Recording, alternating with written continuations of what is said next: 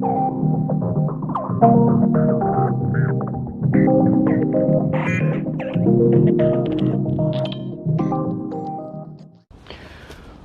right, welcome to Motor Rider Australia, where we talk about motorbikes, passion and people. Here I'm joined with Cody, who's going to go through and explain a few things about getting back on the Iron Horse after you've had an accident. Thanks for joining me, Cody. No problems, Danny. So I want to go back and talk about your very first bike, which was the R15. Tell me about that. What CC is that one? That was a little 150, just something to start up on. Yeah. So you were on your L's then? Yeah, I was on my L's back then. Okay. Tell me about that bike. Like, what did you like about it? The colour and the fact that it looked like the big R6 back in the day. Okay, so it's just they built that based on the R6 look, or was it the Yeah, it other way was around? one of the original R6 looks. Okay. And how long did you have that bike for? Probably roughly 2 years. Okay. Yeah, 2 years. And did you travel every day on it, or did you have a car as well, or was it I had a car as well, but I travelled everywhere on that bike. Yeah. Okay. Yeah. So that was your first bike. You were on your L's, and that took you places for 2 years. You got your P's after that on that bike, or? Yeah, I managed to get my P's on that bike as well. Yeah. Yeah. Right. Okay. Now you had a little bit of an accident on that bike as well, didn't you? Yeah, I ended up hitting the side of a bridge barrier. And how did that happen? Just travelling on the back road with my mate. Just coming up to a hill.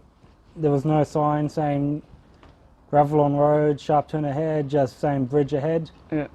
So we're going up to the top of the hill, and as soon as we get to the top of the hill, it's just hard right with gravel on the road. Ouch. Yeah, I guess gravel can take anyone off their bike if you don't know about it. Is that a common thing in that area for gravel on that part of the road? Don't believe so. Because I mean that could easily happen at the Cotter when we do our rides as well. You just never know when you're going around a corner if there's gravel or something up there. Yeah, but there should have been construction signs when there's gravel like that. Yeah, fair enough. So you had that bike for a couple of years, then you moved on to the Yamaha FZ6R. Tell me about that bike. What did you like about it?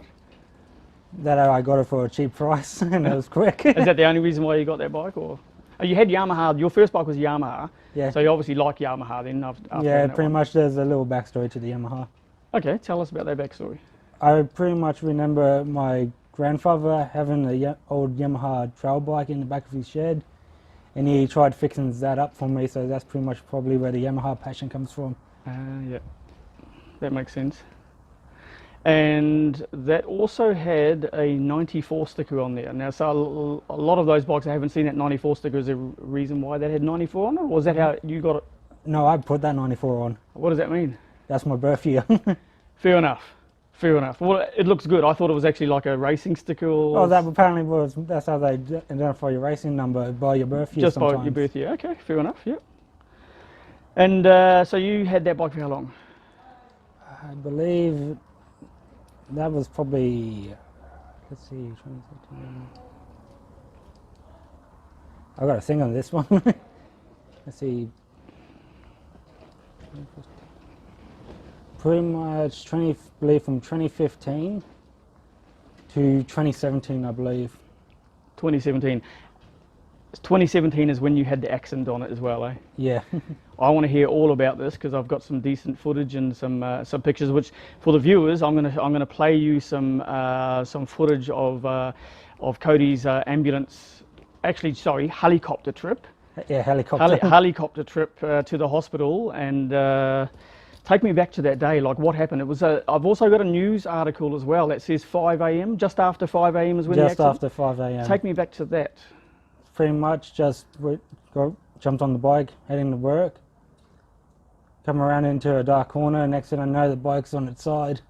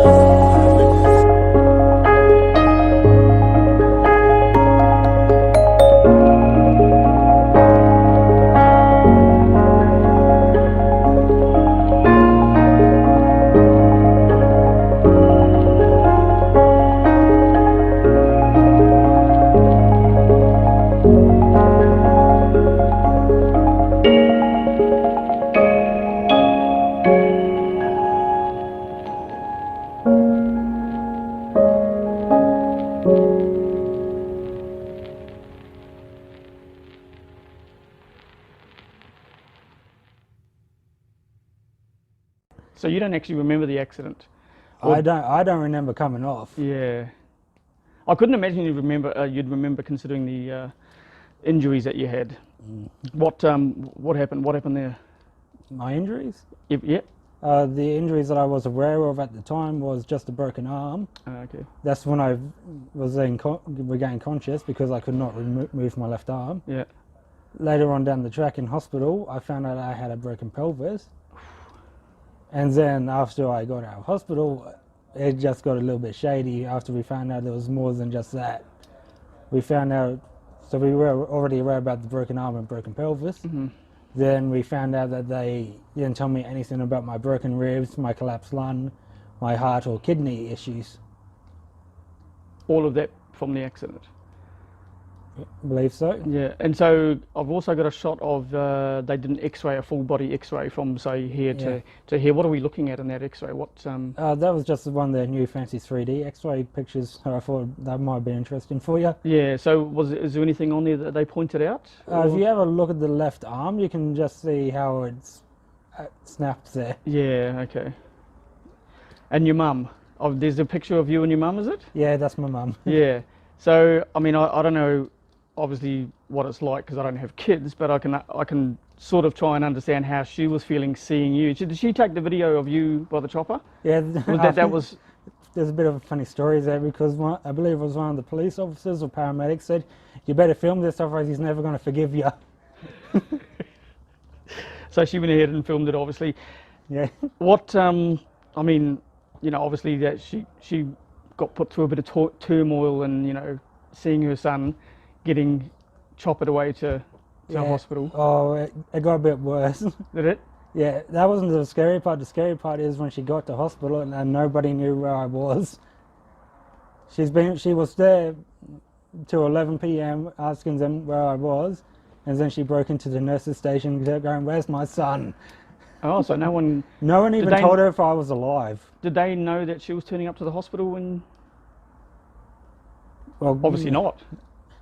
Obviously, well, when someone's going to ICU in that state, I believe they should be telling their parents. You'd think so. I mean, exactly right. So the recovery process. I mean, I've also got a picture of you in a wheelchair. Yeah, that was possibly somewhere in the 2nd or 3rd month, I believe. Mm-hmm. And so your arm was obviously, they had to operate on your arm, obviously, did they? Yeah. Yep. And because I've also got one of a big scar. Yeah, they had to cut it open, and what I believe, I'm not 100% sure on the story there, but what they did was pretty much cut it open, take all the bone fragments out.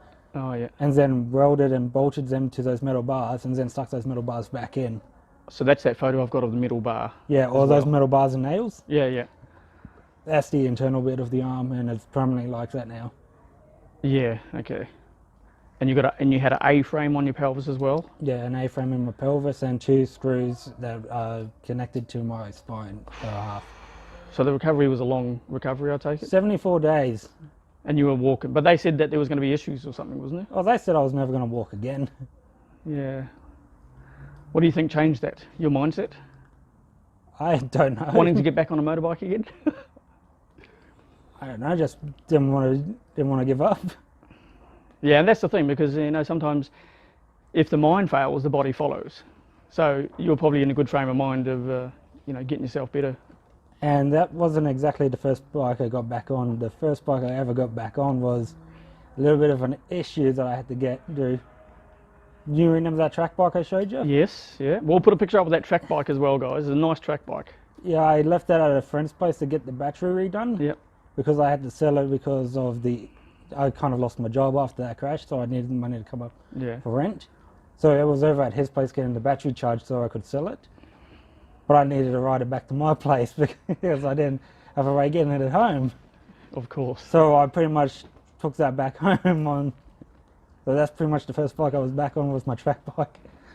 I was going to ask actually what your next bike was going to be after that. What did you do with the other bikes? Did you sell them as parts or did you just... They were written off. The red one, I managed to steal the exhaust back for a couple of grand. Yeah. And I had a little blue bike in between that, like just as a little substitute. Another little blue-red R15. It was an older one, and it felt gutless, so that's when I went, right, trade that in, get the R6. Yeah. Well, FZ6, not the R6, Yeah, sorry. the FZ6, yeah. Well, Same Ob- motor. huh? Same motor, Same- just different power. Yeah, exactly.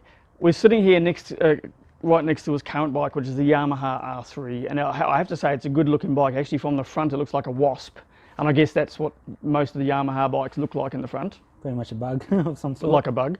What have you done to this bike since you've bought it? I have done the tyres, the exhaust system, the brake system, and just chuck a little bit of few accessories on. Yeah, it definitely looks the part. Your last bike was a 600cc, correct? Correct. And you've dropped down to a 300cc. Still goes as hard. Well, I've been out for a ride with you, and I've got a 400, and I've seen you whiz past me. So they're pretty quick. Oh, it still does the same as my 600. Yeah, Just takes a while to get there. yeah, that's true. Well, we're gonna put some footage up on for you guys of the bike, the exhaust, and all the accessories that he's done to his bike. But Cody, look, thanks for coming in and having a chat to me today. That's all right. I'm glad that you are back on a bike, and you're probably glad as well. We can't keep you off a bike. And your mum's probably okay with you riding again? Warming up. Warming up. Warming up. All right, guys, that's all for now. Thanks for tuning in. Don't forget to subscribe. Check out ACT Riders for upcoming rides and events, and also the daily ride as well. Thanks, guys. Take care.